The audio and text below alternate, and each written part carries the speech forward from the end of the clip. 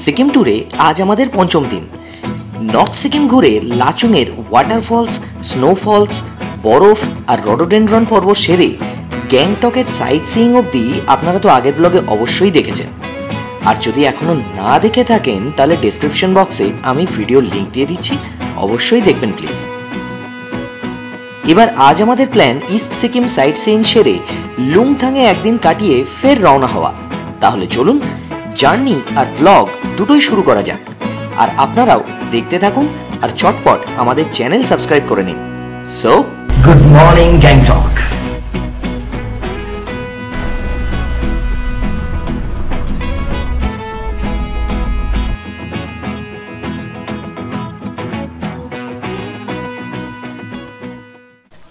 Hotel থেকে বেরিয়ে আমরা যখনই নাথুলা যাওয়ার রাস্তায় গিয়ে পড়লাম, তখন এখান থেকে কিন্তু আমাদের আরেকটা গুরুত্বপূর্ণ কাজ আছে, সেই জন্যই দাঁড়িয়েছি।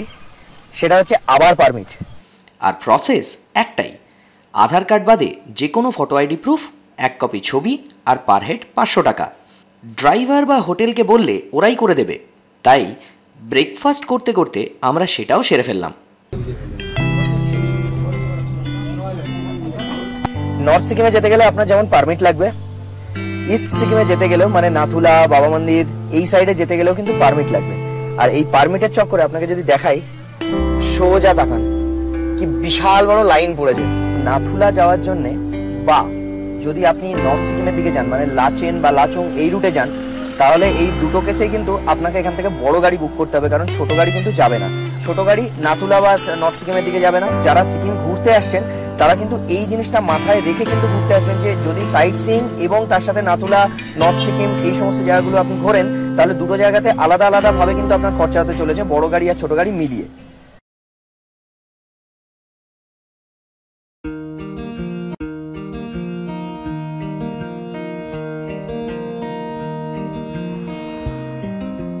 আপনি ছাঙ্গু লেকে যান, বাবা মন্দির যান, নাথুলা যান, যেখানেই যান, এই যে রাস্তায় এই যে ভিউ, এই যে সামনে চওড়া স্ট্রেচ রাস্তা, এত সুন্দর হাইওয়ে, আর হাইওয়ে থেকে আপনি যদি বাঁদিকে তাকান, এত সুন্দর পাহাড়ের ভিউ, এইটা কিন্তু দেখার মজাটাই আলাদা।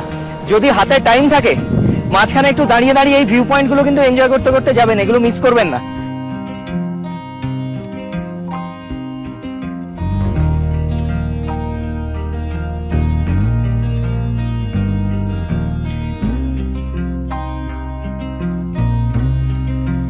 একটা দারুণ ছোট্ট কফি ব্রেক কাটাচ্ছি এক্ষুনি আমরা। আর এখান থেকে 5 কিলোমিটার পরেই ছাঙ্গু লেক। ব্যাপার যেটা হচ্ছে সেটা বলে দিই। প্রথমত এখানে এই জায়গাটার নাম হচ্ছে রংচুগোলা। এই যে নদীটা পিছনে যেটা একটু আগে দেখলেন, অসম্ভব সুন্দর ভিউ।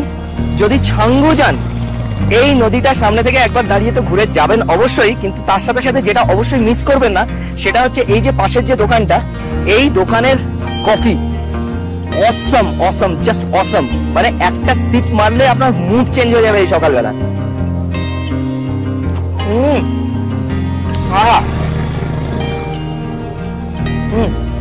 মানে পুরো সেই ডায়লগটা ছিল না, আহ সে আহা তক, তবে সেটা মুভের অ্যাড ছিল, আমি কফি রাইট দিলাম।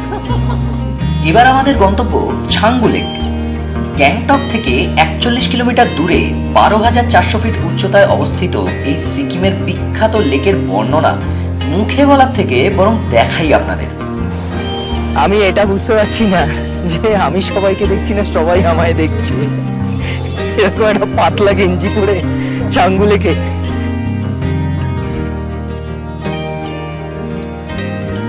শীতকালে এলে কিন্তু গোটা ছাঙ্গু লেক আর তার আশেপাশে পুরোটাই বরফে ঢাকা থাকে।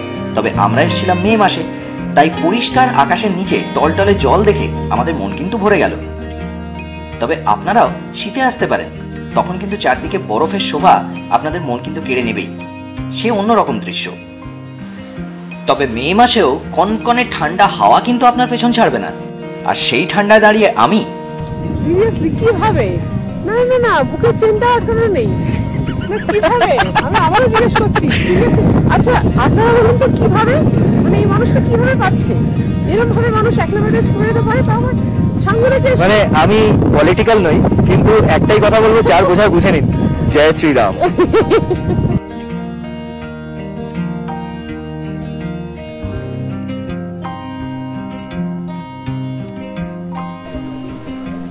চারদিকে কিন্তু একটা জিনিস, জিরো পয়েন্টের মতো এখানেও কিন্তু রডোডেন্ড্রন ভর্তি, আর পুরো ছাঙ্গু লেকটা কিন্তু বেগুনি হয়ে রয়েছে।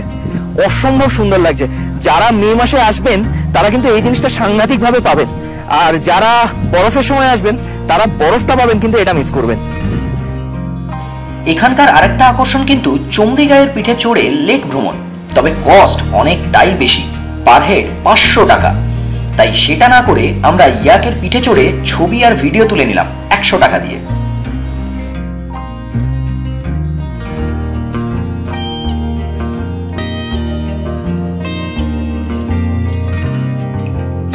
একই প্রশ্ন আমি জানি তুমি আবার করবে। তোমার কি সত্যি ঠান্ডা লাগছে না? মানে কিভাবে? তোমারও তো লাগছে না? না আমার তো না লাগছে না। ঠিক তোমার লাগছে না, অনন্যার লাগছে না কেন? কারণটা আমি বলে দিচ্ছি। অনন্যার ঠান্ডা লাগছে না কারণ ও সকালে খেয়েছে ভরা পেট মধু, আর আমার ঠান্ডা লাগছে না কারণ এটা বুড়ো সাধুর জাদু, আর এটাকেই বলে ম্যাজিক কা জাদু। আর ছাঙ্গুলে গেলে রোপওয়ে চড়বো না সেটা কি হয়? তাই পার হেড 360 টাকা দিয়ে কেটে ফেললাম টিকিট, আর চড়ে বসলাম এশিয়ার উচ্চতম রোপওয়ে, যা আমাদের নিয়ে যাবে 14,500 ফিটে। আরে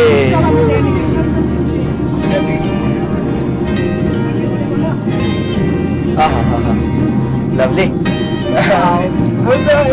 अरे ये तो पूरा सिल्क रूट जैसा हो गया, এদিকে পুরো সিল্ক রুট।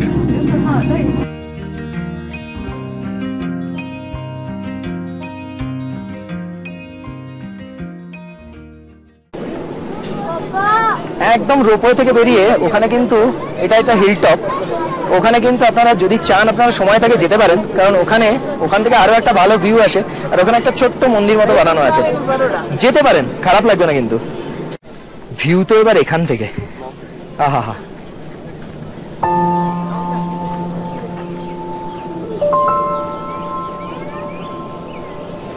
ওয়াও। রোপওয়েতে উঠে 360 টাকা খরচা করে সিধা পয়সা উসুল। তার কারণ পুরো এখন জায়গাটা মেঘে ছেয়ে গেছে, নিচে পুরো ফুল ছাঙ্গু লেক দেখা যাচ্ছে, পাশ থেকে সোজা রাস্তাটা উপর দিকে উঠে গেছে বাবা মন্দিরের দিকে।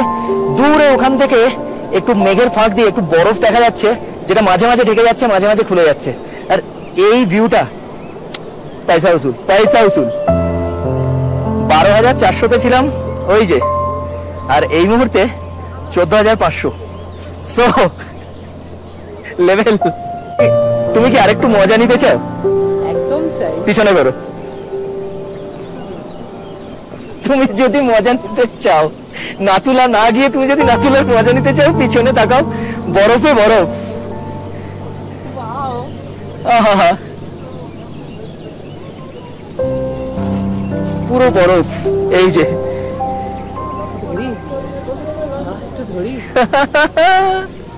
ভীষণ মজা হচ্ছে, অসাধারণ লাগছে। ওয়াও, কি যে আনন্দ হচ্ছে বরফ ছুঁয়ে। নাথুলা যাওয়ার আগেই নাথুলার ফিল। আচ্ছা, এটাও কি সম্ভব? 14,500 ফিট ওপরে আমরা আছি, এখানে তুমি পাতলা প্যালপ্যালা একটা গেঞ্জি পরে রয়েছো। বুড়ো সাধু।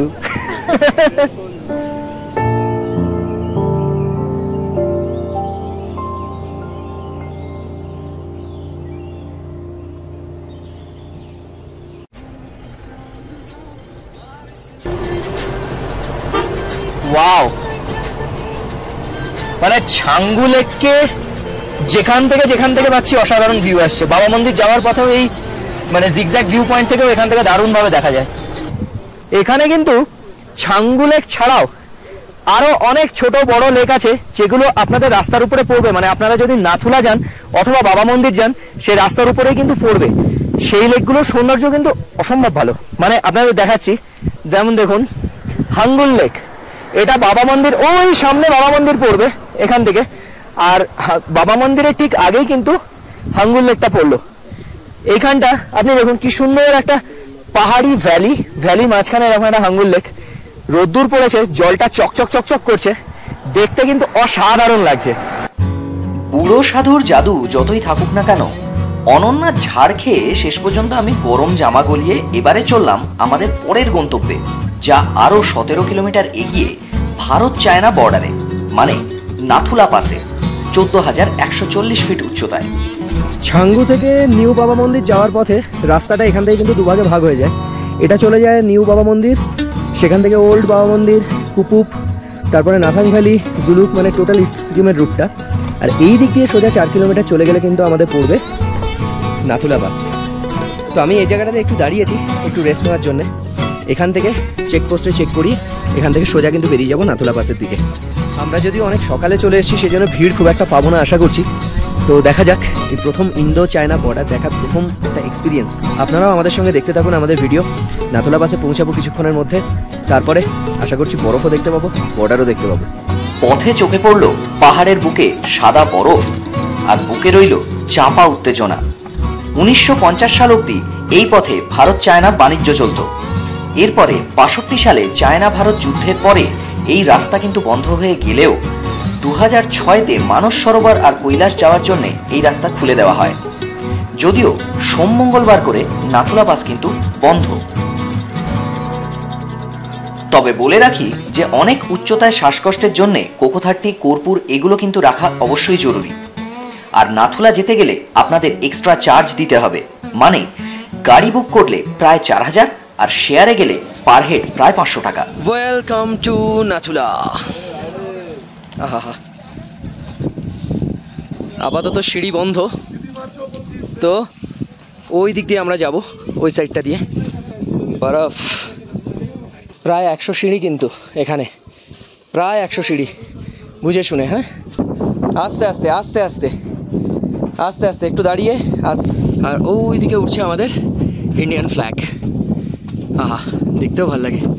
এই সামনে আমাদের নাথুলা পাস। আহা হা, অসাধারণ। এর পিছনেই চায়না বর্ডার, আর একটু পরেই দেখতে যাবো, চলুন। ওই লাস্ট লাইন ফেন্সিং, ওখানে চায়না, এই হচ্ছে চায়না, আর আমরা দাঁড়িয়ে আছি এখন ইন্ডিয়াতে। ওয়াও, এই হচ্ছে ইন্ডিয়ান, এই হচ্ছে চায়না। এই যে দূরে ইন্ডিয়ান চায়না ফ্ল্যাগ উঠছে। ওয়াও, এই হচ্ছে লাইন, ওদিকে চায়না চলে গেল, এদিকে ইন্ডিয়া চলে গেল। অসাধারণ, চারদিকে বরফ।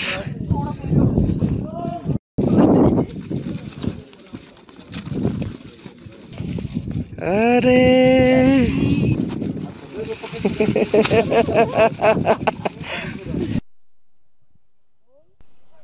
প্রথমবার ইন্দো চায়না বর্ডার দেখার এক্সপিরিয়েন্স কেমন? অসাধারণ, অসাধারণ। তো আমারও প্রথমবার, অনন্যা দ্বিতীয়বার সিকিম ট্যুর, কিন্তু প্রথমবার ইন্দো চায়না বর্ডার দেখার সুযোগ হয়েছে নাথুলা পাস। আমার প্রথমবার, আমিও প্রচন্ড এক্সাইটেড, ও প্রচন্ড এক্সাইটেড। আপনাদেরও দেখাতে পারলাম, যারা এখনো দেখেননি আপনারাও আশা করি প্রচন্ড এক্সাইটেড। তবে এক্সাইটমেন্টটা আরেকটু ধরে রাখুন, কারণ আমাদের এখনো কিন্তু অনেকটা জার্নি বাকি, অনেক কিছু দেখার বাকি। সো সঙ্গে থাকুন, দেখতে থাকুন আমাদের চ্যানেল। Let's go.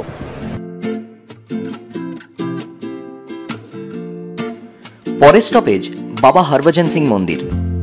প্রথমে পড়বে নিউ বাবা মন্দির, আর তার 9 কিলোমিটার পরে ওল্ড বাবা মন্দির। পাঞ্জাব রেজিমেন্টে কর্মরত সৈনিক বাবা হরভজন সিং 1968 সালে মাত্র 22 বছর বয়সে নাথুলার কাছেই একটা দুর্গম খাড়িতে কর্মরত অবস্থায় পড়ে গিয়ে মারা যান। অনেক খোঁজাখুঁজির পরেও তার দেহ পাওয়া যায়নি। 3 দিন পরে এক সেনা জওয়ানের স্বপ্নে এসে তিনি তার দেহের অবস্থান বলে দিয়ে যান, আর ঠিক সেখানেই পরদিন তার দেহ পাওয়া যায়। শোনা যায় তিনি শহীদ হয়ে গেলেও তার কর্তব্য ভোলেননি, তাই তার আত্মাকে এখনো ভারতীয় আর চীনা সৈনিকরা রাতে টহল দিতে দেখেছেন। আর তাই তারই উদ্দেশ্যে সেনাবাহিনীর উদ্যোগে বানানো হয়েছে এই দুটি মন্দির। আর এই মন্দিরে রাখা আছে তার ব্যবহৃত সমস্ত সামগ্রী, তার অফিস, তার শোবার ঘর, তার বাংকার, আর তারই সাথে রয়েছে বাবা হরভজন সিং এর ইতিহাসের একটা বিরাট বর্ণনা, যা যে কোনো মন্দিরেই আপনি পেয়ে যাবেন।